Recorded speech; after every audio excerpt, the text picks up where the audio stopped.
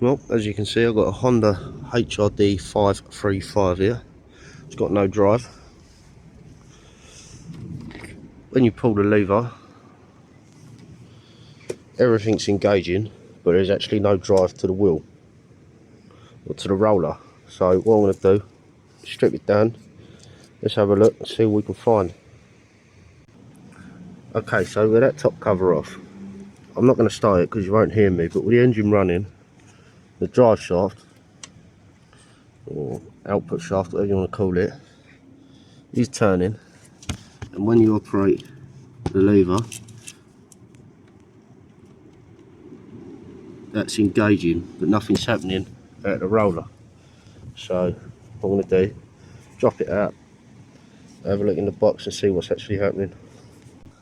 Okay, so far there's two 10mm that hold this little metal bracket on. I'm not showing you me undoing them because it's pretty self-explanatory. Two 10mm, one at the top, one at the bottom. You have to pull this little cover back, and in there is a little I don't know what you call it, a roller pin. So we've got to pull that shaft back to be able to get that off the box, I believe.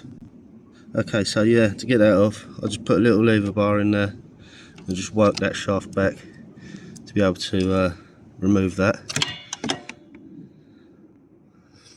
I think the next step would be to remove the main pin from the roller, and then hopefully, my thinking is that we can drop this whole roller with the box out. Obviously I've got to just take the drive cable off first, so I'll do that.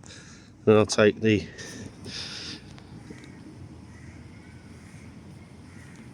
axle nut out and see if we can get that out. Okay, so on further inspection, undoing that, you have to come around to this side. This is captive, so you have to take this cover off, undo that, what is that, 16mm, and then that whole yoke should come out. So we'll get on with that and have a look when it's out. Okay, so that was a 14mm nut, not a 16. And to get this out, this spring is hooked onto that little collar, so you have to sort of lift it up and over to be able to get the cable to come out, to pull it out. It's a bit awkward, but it's doable. Now I need to try and work out how the hell you can get this off. Obviously when I took it out, that part of the roller fell off, so let's look into see how we dismantle this,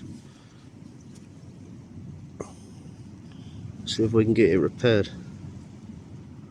Okay, so to remove the gearbox, as I call it, you've got a little washer and then a circlip. You take the circlip off, remove the washer, and then this old jobby slides off. Okay, so I've been in for lunch and I've completely forgotten what I've filmed, but I've had it apart. I've checked the crown wheel and pinion gear. It's like a clutch for a car, and this arm sits in there through that hole obviously, and when you engage the lever it lifts up on the, like a spigot bearing. Now, I've just come to notice, I don't know if you can see that or the camera picking up on that, but the arm is actually worn out, so it's not actually getting the throw on the lift. So what I'm going to do, get the welder on it, get filing,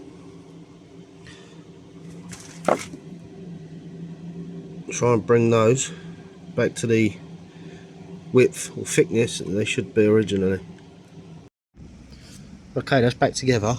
I didn't bother showing you how to put it back together because it's obvious really, you just do it in reverse to the way you took it apart.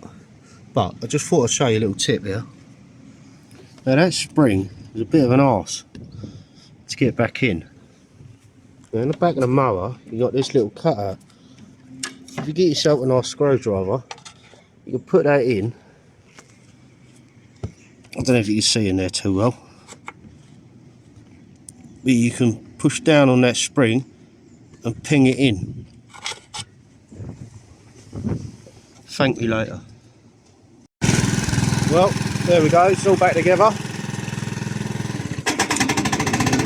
Bit of a noisy old girl. The man hit a drain cover. It's been noisy ever since, but it runs alright.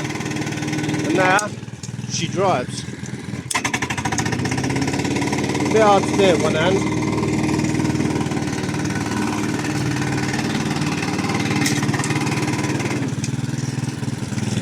There we go.